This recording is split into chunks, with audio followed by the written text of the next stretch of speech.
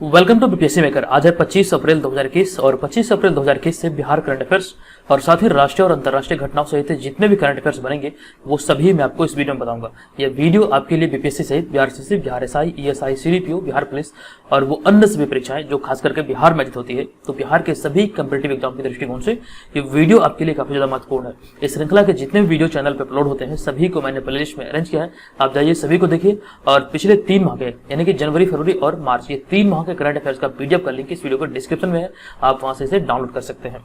चलिए, पिछले वीडियो में मैंने आपसे प्रश्न पूछा था कि हाल ही के निर्णय के अनुसार बिहार के सभी बैंक 15 मई तक कोरोना वायरस के कारण कितने घंटे तक खुले रहेंगे। इस प्रश्न का राइट आंसर था ऑप्शन नंबर सी, यानी कि 4 घंटे खुले रहेंगे। तो इनसे रिलेटेड जितनी भी महत्वपूर्ण जानकारी थी वो मैंने आपको पिछले वीडियो में ऑलरेडी दे दिया था। तो ऑप्शन नंबर सी यहाँ पे इस प्रश्न का राइट आंसर होगा। तो सभी लोगों ने इस प्रश्न का सही आंसर किया है। अब यहाँ पे बढ़ते हैं अप्रैल माह से संबंधित कुछ प्रमुख दिवस व तिथियां हैं। एक बार पुनः इसे सभी लोग देखें और मेरे साथ सभी लोग दोहराइए। 1 अप्रैल को उड़ीसा दिवस और मूर्खी दिवस, 2 अप्रैल को आत्म केंद्रित जागरूकता दिवस और गुड फ्राइडे, 4 अप्रैल को अंतर्राष्ट्रीय खाद्यान्न जागरूकता दिवस और ईस्टर, 5 अप्रैल को राष्ट्रीय समुद्री दिवस, 6 अप्रैल को विकास और शांति के लिए अंतर्राष्ट्रीय खेल दिवस, 7 अप्रैल को विश्व स्वास्थ्य दिवस और 1994 रवांडा नरसंहार पर अंतर्राष्ट्रीय चिंतन दिवस, 9 अप्रैल को सीआरपीएफ वीरता दिवस, ये 55वां दिवस था, ये ध्यान रखिएगा। और फिर 10 अप्रैल को विश्व होम्योपैथी दिवस, 11 अप्रैल को राष्ट्रीय सुरक्षित मातृत्व दिवस तथा राष्ट्रीय पालतू दिवस और इसके अलावा 11 अप्रैल को ज्योतिबा फुले की जयंती बनाई जाती है, ये भी ध्यान रखिएगा। 12 अप्रैल को मानव अंतरिक्ष उड़ान अंतर्राष्ट्रीय दिवस, 13 अप्रैल को जालियांवाला बाग नरसंहार दिवस, ये 102वीं वर्षगांठ था, इन्हें याद रखिएगा। 14 अप्रैल को अंबेडकर जयंती, राष्ट्रीय अग्निशमन सेवा दिवस और विश्व चगास रोग दिवस, 15 अप्रैल को विश्व कला दिवस, 16 अप्रैल को विश्व आवाज दिवस, 17 अप्रैल को विश्व हीमोफीलिया दिवस, 18 अप्रैल को विश्व धरोहर दिवस, 19 अप्रैल को विश्व यकृत दिवस और फिर आगे है 21 अप्रैल को सिविल सेवा दिवस, विश्व रचनात्मकता और नवाचार दिवस तथा राष्ट्रीय नागरिक सेवा दिवस। 22 अप्रैल को पृथ्वी दिवस। पृथ्वी दिवस की थीम काफी ज्यादा महत्वपूर्ण है, ये ध्यान रखिएगा। इसका जो थीम है इस बार का यह है रिस्टोर आवर अर्थ। उसके बाद 23 अप्रैल को विश्व पुस्तक और कॉपीराइट दिवस। विश्व पुस्तक और कॉपीराइट दिवस का थीम था शेयर ए स्टोरी। और उसके बाद है संयुक्त राष्ट्र अंग्रेजी भाषा दिवस। और 24 अप्रैल को राष्ट्रीय पंचायती दिवस और बहुपक्षवाद और शांति के लिए कूटनीतिक अंतर्राष्ट्रीय दिवस। 25 अप्रैल को विश्व मलेरिया दिवस तथा अंतर्राष्ट्रीय प्रतिनिधि दिवस। आज है 25 अप्रैल और आज है विश्व मलेरिया दिवस और अंतर्राष्ट्रीय प्रतिनिधि दिवस। तो इतनी सारी चीजों को अप्रैल माह से संबंधित याद रखनी है। अब यहाँ पे बढ़ते हैं पहले प्रश्न की ओर। एक एक करके मैं आपको सभी प्रश्न बताऊंगा और इनसे रिलेटेड जो भी महत्वपूर्ण फैक्ट होगा इन्हें भी यहाँ पर डिस्कस करूंगा। तो आप इस पूरे वीडियो को ध्यानपूर्वक देखिए, ये वीडियो आपके लिए निसंदेह काफी ज्यादा महत्वपूर्ण हो सकता है। इस वीडियो के अंत में पूछे गए प्रश्न का आंसर आप हमें कमेंट बॉक्स में जरूर बताइएगा। चलिए, पहला प्रश्न कि हाल ही में निम्नलिखित में से किस राज्य सरकार ने पंचायतों में ऑटोमेटिक मौसम केंद्र स्थापित करने की पहल की है। किस राज्य सरकार के द्वारा पंचायतों में ऑटोमेटिक मौसम केंद्र स्थापित करने की पहल की गई है। तो इस प्रश्न का राइट आंसर होगा ऑप्शन नंबर ए, बिहार सरकार के द्वारा यह स्थापित करने की पहल की गई है। ऑप्शन नंबर ए यहाँ पे इस प्रश्न का राइट आंसर होगा। बिहार के ग्रामीण इलाकों में रहने वाले किसानों के लिए सरकार ने ऑटोमेटिक मौसम केंद्र स्थापित करने की पहल की है और इसके तहत किसानों को मौसम का सटीक जानकारी मिलेगी। और इस पहल के तहत सभी पंचायतों में, ध्यान रखिएगा, बिहार में जितने पंचायत है सभी पंचायतों में ऑटोमेटिक मौसम केंद्र को स्थापित करने की प्रक्रिया प्रारंभ की गई है। ये जो आप इस इमेज में देख रहे हैं इसी तरह का मतलब ये केंद्र में मतलब लगाया जाएगा जिससे कि मौसम की सटीक जानकारी मिलेगी, जिससे कि किसानों को फायदा होगा। तो ये ध्यान रखिएगा, ऑप्शन नंबर ए यहाँ पे इस प्रश्न का राइट आंसर होगा। यहाँ पे बात आई है बिहार की, तो बिहार से संबंधित चीजों को एक बार पुनः देख लेते हैं। ये मैप में बिहार की स्थिति है। बिहार की चौथी उत्तर में नेपाल, दक्षिण में झारखंड, पूर्व में पश्चिम बंगाल तथा पश्चिम में उत्तर प्रदेश है। और बिहार की राजधानी है पटना। राज्यपाल फागू चौहान, मुख्यमंत्री नीतीश कुमार। अभी हाल ही में विश्व गौरैया दिवस मनाया गया। यह राष्ट्रीय पक्षी है गौरैया। तो विश्व गौरैया दिवस जो कि 20 मार्च को भी हाल ही में मनाया गया, इसका थीम था आई लव स्पैरो, ये भी ध्यान रखिएगा। और अगला है राजकीय पशु बैल, राजकीय वृक्ष है पीपल, राजकीय फूल है गेंदा। जनसंख्या घनत्व है बिहार का 1106 व्यक्ति प्रति वर्ग किलोमीटर। क्षेत्रफल है 94,163 वर्ग किलोमीटर। प्रथम राजभाषा हिंदी तथा द्वितीय राजभाषा बिहार की है उर्दू। बिहार में विधान परिषद की 75 सीटें हैं, विधानसभा की 243। यहाँ ध्यान रखिएगा, विधान परिषद की 75 सीटें अभी वर्तमान में है, लेकिन जब झारखंड इसमें सम्मिलित था तो उस समय ये सीटें 96 थी। झारखंड राज्य का जो निर्माण हुआ था संपूर्ण भूभाग यानी कि बिहार और झारखंड का जितना भूभाग था यानी जितना क्षेत्रफल था उसका कुल 46% भूभाग को लेकर झारखंड राज्य का निर्माण हुआ था, ये ध्यान रखिएगा। और झारखंड के पहले मुख्यमंत्री हैं बाबूलाल मरांडी, ये भी ध्यान रखना है। और बिहार में भी वर्तमान में राज्यसभा की 16 सीटें हैं और लोकसभा की 40 सीटें हैं। तो इन सारी चीजों का आप ध्यान रखें। और आप इस इमेज में देख रहे हैं ये बिहार का मतलब राजकीय चिन्ह है, 2 स्वास्तिक के बीच में बौद्ध वृक्ष है, ये ध्यान रखना है। चलिए यहाँ पे बढ़ते हैं दूसरे नंबर प्रश्न पे। हाल ही में अमेरिकी अंतरिक्ष एजेंसी नासा के एक लघु रोबोट हेलीकॉप्टर जिनका नाम है इंजेन्यूटी ने किस ग्रह पर सफल लैंडिंग की है। इस लघु यानी कि छोटे रोबोट हेलीकॉप्टर इंजेन्यूटी को किस ग्रह पर सफल लैंडिंग कराई गई है? तो इस प्रश्न का जो राइट आंसर होगा दूसरा का ये हो जाएगा मंगल ग्रह। ऑप्शन नंबर बी यहाँ पे इस प्रश्न का सही आंसर हो जाएगा। हाल ही में अमेरिकी अंतरिक्ष एजेंसी नासा के एक लघु रोबोट हेलीकॉप्टर इंजेन्यूटी ने मंगल ग्रह पर सफल लैंडिंग किया है। इस रोबोट का वजन 1.8 किलोग्राम यानी कि लगभग पौने 2 किलोग्राम के आसपास है। ये इसका जो मतलब कि इसमें जो लागत आई थी $8.5 करोड़ यानी कि करीब 640 करोड़ की लागत से ये बना यह रोबोट हेलीकॉप्टर लाल ग्रह जिसे कि आप मंगल ग्रह कहते हैं, तो मंगल ग्रह पर नमूने को एकत्र करने में मददगार होगा। ये ध्यान रखिएगा, मंगल ग्रह जिसे कि लाल ग्रह करके भी संबोधित किया जाता है, तो इसी ग्रह के लिए मतलब कि यह तैयार किया गया था। वहां पे जो नमूने एकत्र करना है, जो भी चीजें इसमें सम्मिलित है, वहां पर जैसे कि मंगल ग्रह में पानी की खोज हो गया, बहुत सारी चीजें हैं जो वैज्ञानिक करते हैं, उन सभी चीजों के लिए मतलब नमूने खोजने के लिए मतलब ये मददगार सिद्ध होगा। तो इनका आप नाम याद रखिएगा, ये एक लघु रोबोट हेलीकॉप्टर है, इनका नाम है इंजेन्यूटी, जो कि मतलब इसका जो वजन है ये 1.8 किलोग्राम है। इसमें जो लागत आया है ये 640 करोड़ यानी कि लगभग 8.5 करोड़। तो इतनी कुछ महत्वपूर्ण चीजें हैं, आपको ध्यान रखना है। तो ऑप्शन नंबर बी यहाँ पे इस प्रश्न का राइट आंसर होगा। उसके बाद यहाँ पे बढ़ते हैं तीसरे नंबर प्रश्न पे। हाल ही में अंग्रेजी भाषा दिवस कब मनाया गया है? तो इस प्रश्न का राइट आंसर होगा अभी हाल ही में अंग्रेजी भाषा दिवस 23 अप्रैल को मनाया गया है। ये ध्यान रखिएगा, प्रतिवर्ष 23 अप्रैल को अंग्रेजी भाषा दिवस के रूप में मनाया जाता है। 23 अप्रैल को विलियम शेक्सपियर का जन्म तथा मृत्यु तिथि होने के कारण अंग्रेजी भाषा दिवस चुना गया।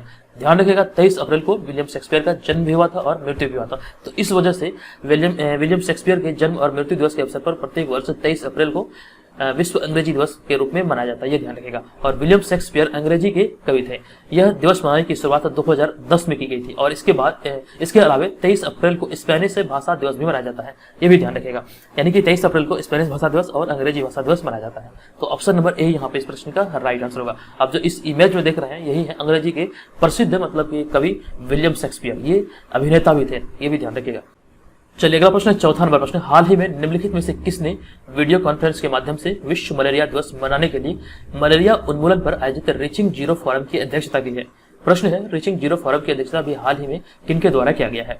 तो इस प्रश्न का सही उत्तर होगा ऑप्शन नंबर बी यानी कि डॉक्टर हर्षवर्धन इस प्रश्न का राइट आंसर होगा। इसके बारे में आपको बता दूं कि हाल ही में केंद्रीय विज्ञान और प्रौद्योगिकी मंत्री डॉक्टर हर्षवर्धन ने वीडियो कॉन्फ्रेंस के माध्यम से विश्व मलेरिया दिवस जो कि 23 अप्रैल को मनाना, ध्यान रखिएगा यहाँ पे 23 अप्रैल नहीं होगा बल्कि यहाँ पे 25 अप्रैल होगा। विश्व मलेरिया दिवस प्रत्येक वर्ष 25 अप्रैल को मनाया जाता है। तो वीडियो कॉन्फ्रेंस के माध्यम से यानी कि वर्चुअल माध्यम से विश्व मलेरिया दिवस जो कि 25 अप्रैल को मनाया जाता है, तो इसे मनाने के लिए मलेरिया उन्मूलन पर आयोजित रीचिंग जीरो फोरम की अध्यक्षता की है। किसने? डॉक्टर हर्षवर्धन ने। और आपको बता दूं कि केंद्रीय स्वास्थ्य और परिवार कल्याण मंत्रालय के मुताबिक यानी कि इनके आंकड़ों के मुताबिक 2015 की तुलना में 2020 में मलेरिया के रोगियों में 84.5% की कमी और मौतों में लगभग 83.6% की कमी हुई है। ये ध्यान रखिएगा। तो ये अभी हाल ही में रीचिंग जीरो फोरम की जो अध्यक्षता की गई ये डॉक्टर हर्षवर्धन के द्वारा किया गया। और ये भी बात ध्यान रखिएगा 25 अप्रैल को विश्व मलेरिया दिवस मनाया जाता है। तो ऑप्शन नंबर बी यहाँ पे इस प्रश्न का राइट आंसर होगा। इसके बाद बढ़ते हैं यहाँ पे बात है मलेरिया दिवस की। तो मलेरिया जो रोग होता है ये मच्छर के काटने से होता है, ये ध्यान रखिएगा। अब बढ़ते हैं नेक्स्ट प्रश्न पे, 5वां नंबर प्रश्न। हाल ही में केंद्र सरकार ने देश में कोरोना मरीज के कारण उत्पन्न स्थिति को देखते हुए प्रधानमंत्री गरीब कल्याण अन्न योजना के तहत प्रति व्यक्ति कितने किलोग्राम निःशुल्क अनाज का आवंटन करने का फैसला लिया है केंद्र सरकार ने? मैं प्रश्न को एक बार पुनः रिपीट कर रहा हूं कि हाल ही में केंद्र सरकार ने देश में कोरोना वायरस के कारण उत्पन्न स्थिति को देखते हुए प्रधानमंत्री गरीब कल्याण अन्न योजना के तहत प्रति व्यक्ति कितने किलोग्राम निःशुल्क अनाज का आवंटन करने का फैसला लिया है? तो इस प्रश्न का राइट आंसर होगा ऑप्शन नंबर ए यानी कि 5 किलोग्राम। ऑप्शन नंबर ए यहाँ पे इस प्रश्न का राइट आंसर होगा। हाल ही में केंद्र सरकार ने देश में कोरोना वायरस के कारण उत्पन्न स्थिति को देखते हुए प्रधानमंत्री गरीब कल्याण योजना के तहत समान पैटर्न पर राष्ट्रीय खाद्य सुरक्षा अधिनियम 2013 के अंतर्गत आने वाले 2 महीने यानी कि मई और जून 2021 तक लगभग 80 करोड़ लाभार्थियों को एनएफएसए की खाद्यान्नों की पात्रता से अधिक और अतिरिक्त 5 किलोग्राम प्रति व्यक्ति प्रति माह की दर से निःशुल्क अनाज का आवंटन करने का फैसला किया है। तो ये ध्यान रखिएगा, ये अभी हाल ही में ये घोषणा किया गया है केंद्र सरकार के द्वारा कि प्रधानमंत्री गरीब कल्याण अन्न योजना के तहत प्रति व्यक्ति मतलब परिवार में जो मिलता था तो प्रति व्यक्ति के हिसाब से दर से 5 किलोग्राम अतिरिक्त यहाँ पे मतलब कि अनाज दिया जाएगा। तो ऑप्शन नंबर ए यहाँ पे इस प्रश्न का राइट आंसर होगा। ठीक है, ये ध्यान रखिएगा। अब यहाँ पे बढ़ते हैं अगले प्रश्न पे, लेकिन उससे पहले मैं आपको बता दूं कि इस चैनल के माध्यम से 67वीं बीपीएससी प्रारंभिक परीक्षा और बीपीएससी सीडीपीओ के लिए इन दोनों परीक्षाओं के लिए पेड ग्रुप चलाया जाता है। इस पेड ग्रुप की विशेषता ये है test series, current affairs, Bihar GK और प्रीवियस ईयर क्वेश्चन, ये 4 महत्वपूर्ण विशेषता इस पेड ग्रुप की है। ये पूरी तरह से डेडिकेटेड है बीपीएससी प्री एग्जाम के लिए, ये ध्यान रखिएगा। अगर आप किसी डेडिकेटेड ग्रुप को ढूंढ रहे हैं और अगर आपको अभी तक नहीं मिला तो हमारे साथ जुड़कर आप अपनी तैयारी को बेहतर कर सकते हैं। यहाँ पर आपको टेस्ट सीरीज मतलब दिया जाता है, जो कि सभी मटेरियल जो होते हैं ये पीडीएफ फॉर्मेट में होते हैं। टेस्ट सीरीज जो आपको मिलेगा यहाँ पे लगभग आपको 50 लगभग नहीं बल्कि पूरे 50 सेट यहाँ पे आपको मिलेंगे और सभी का एक्सप्लेनेशन होगा, सभी प्रश्न आपको एकदम से अच्छे से समझाया जाएगा। इसका पीडीएफ मिलेगा जिसे आपको पढ़ के अपनी तैयारी को बेहतर कर सकते हैं। करंट अफेयर्स की पूरी तैयारी की जिम्मेवारी हमारी है, आपका एक भी करंट अफेयर्स यहाँ से बाहर नहीं जाएगा, सारे के सारे करंट अफेयर्स आपको यहाँ पे कवर करवाया जाएगा। इसके अंतर्गत आपकी बिहार जीके की संपूर्ण तैयारी होगी, आपको दोबारा कहीं से भी बिहार जीके पढ़ने की आवश्यकता नहीं है और प्रीवियस ईयर के जो टॉप क्वेश्चन है वो भी आपको इस ग्रुप के अंतर्गत प्रोवाइड किया जाएगा। पिछले वर्ष का जो करंट अफेयर्स का वार्षिकांक है वो भी मिलेगा और इसके अलावा बहुत सारे पीडीएफ ऐसे भी हैं जो आपको इस ग्रुप के अंतर्गत मिलेगा। अगर आप इस दोनों ग्रुप को मतलब ये एक ग्रुप है तो अगर आपसे ज्वाइन करने के इच्छुक हैं तो इस व्हाट्सएप नंबर पे pre21 लिख के मैसेज करें और इसका जो फी है ये 399 रुपया है। ये वन टाइम पेमेंट है जिसकी वैलिडिटी 31 मार्च 2021 है। तो देरी मत करें, अभी लगभग 600 से अधिक लोग इसे ज्वाइन कर चुके हैं, तो आप भी ज्वाइन करें जल्दी से। इस वीडियो के डिस्क्रिप्शन में मतलब इसकी तमाम इन्फॉर्मेशन वहां भी लिखी है, आप चाहे तो इस व्हाट्सएप नंबर पर भी हमें मैसेज कर सकते हैं। ठीक है, चलिए अब बढ़ते हैं यहाँ पर अगले प्रश्न की ओर। अगला प्रश्न 6ठा नंबर प्रश्न की हाल ही में शांति के लिए कूटनीति और बहुपक्षवाद पर अंतर्राष्ट्रीय दिवस कब मनाया गया है? हाल ही में शांति के लिए कूटनीति और बहुपक्षवाद पर अंतर्राष्ट्रीय दिवस कब मनाया गया है?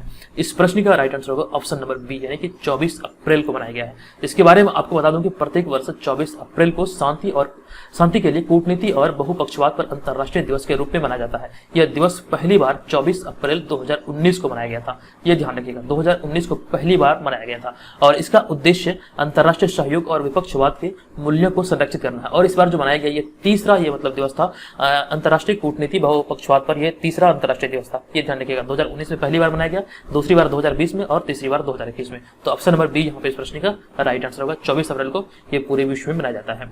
चलिए बढ़ते हैं यहाँ पर अगले प्रश्न पे। 7वां नंबर प्रश्न की हाल ही में कनाडा ने भारत और पाकिस्तान से आने वाली यात्री उड़ानों पर कोरोना संक्रमण के कारण अगले कितने दिनों तक प्रतिबंध लगा दिया है?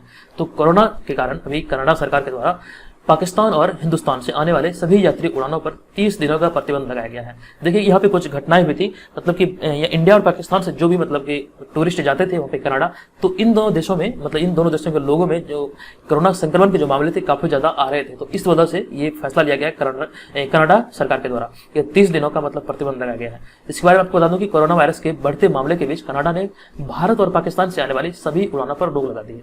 मतलब कि सभी उड़ानों में ये यात्री उड़ानें ही सिर्फ शामिल है, ये ध्यान रखिएगा, यात्री उड़ानों पर रोक लगा दी है। और कनाडा प्रशासन ने 30 दिन तक भारत और पाकिस्तान से आने वाले यात्रियों पर प्रतिबंध लगा दिया है, ये ध्यान रखिएगा। ठीक है, तो ऑप्शन नंबर ए यहाँ पे इस प्रश्न का राइट आंसर होगा 30 दिन। उस पर बढ़ते हैं नेक्स्ट प्रश्न पे। 8वां नंबर प्रश्न की हाल ही में आईपीएल के इतिहास में 6000 रन बनाने वाले पहले बल्लेबाज कौन बने हैं?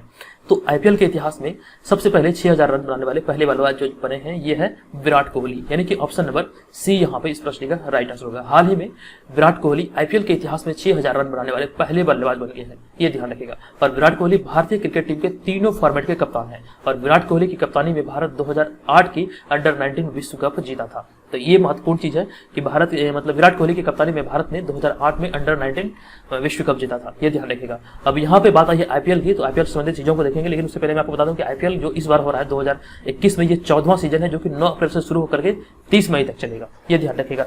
तो आईपीएल संबंधित अब चीजों को देख लेते हैं। तो आईपीएल यानी कि इंडियन प्रीमियर लीग, ये यानी कि आईपीएल जो इंडियन प्रीमियर लीग है ये भारत में एक T20 क्रिकेट लीग है जो आमतौर पर हर साल मार्च और मई के बीच 8 टीमों द्वारा भारत के 8 अलग अलग शहरों या फिर राज्यों का प्रतिनिधित्व करती है। और लीग की स्थापना जो हुई थी यानी कि आईपीएल की जो स्थापना हुई थी ये 2008 में भारतीय क्रिकेट कंट्रोल बोर्ड के द्वारा की गई थी। वर्तमान चैंपियन जो अभी है यानी पिछले वर्ष के जो चैंपियन है मुंबई इंडियंस है, जो कि ये 5वीं बार ये खिताब जीत चुके हैं मुंबई इंडियंस। अभी तक कोई ऐसी टीम नहीं है जो 5 बार ये मतलब कि मुंबई इंडियंस के अलावा अभी तक कोई ऐसी टीम नहीं है जो आईपीएल का 5 बार खिताब जीता है। ये इकलौती टीम है मुंबई इंडियंस और इसमें 8 टीमें भाग लेती है, ध्यान रखिएगा। इसकी स्थापना 2008 में हुई थी। चलिए यहाँ पे बढ़ते हैं अगले प्रश्न पे। हाल ही में कितने महासागर के 18 मिलियन वर्ग किलोमीटर की रक्षा और संरक्षण के लिए एक नई वैश्विक समुद्री पहल ब्लू नेचर अलायंस शुरू की गई है? कितने महासागर के 18 मिलियन वर्ग किलोमीटर की रक्षा और संरक्षण के लिए एक नई वैश्विक समुद्री पहल ब्लू नेचर अलायंस शुरू की गई है? इस प्रश्न का राइट आंसर होगा ऑप्शन नंबर ए 5 महासागर। इसके बारे में आपको बता दूं कि हाल ही में 5 महासागर के 18 मिलियन वर्ग किलोमीटर की रक्षा और संरक्षण के लिए एक नई वैश्विक समुद्री पहल यानी कि जिसका नाम है ब्लू नेचर अलायंस शुरू की गई है। ब्लू नेचर अलायंस पहल को विभिन्न संगठनों, राष्ट्रीय सरकारों, स्थानीय समुदायों, वैज्ञानिकों और शिक्षाविदों के सहयोग से शुरू किया गया है। यह पहल समुद्री संरक्षण में मददगार साबित हो सकती है, ये ध्यान रखिएगा। तो इस प्रश्न का जो राइट आंसर होगा ये हो जाएगा ऑप्शन नंबर ए, यानी कि 5 महासागर के 18 मिलियन वर्ग किलोमीटर को मतलब रक्षा संरक्षित किया जाएगा। रक्षा और संरक्षण के लिए मतलब ये पहल है जिसका नाम है ब्लू नेचर अलायंस, तो ये ध्यान रखिएगा। ऑप्शन नंबर ए यहाँ पे इस प्रश्न का राइट आंसर होगा। और यह है आज की इस वीडियो का प्रश्न है, हाल ही में जारी राष्ट्रीय जलवायु भेद्यता आकलन रिपोर्ट के अनुसार बिहार में लगभग कितने प्रतिशत जिले अति संवेदनशील जिलों की श्रेणी में है।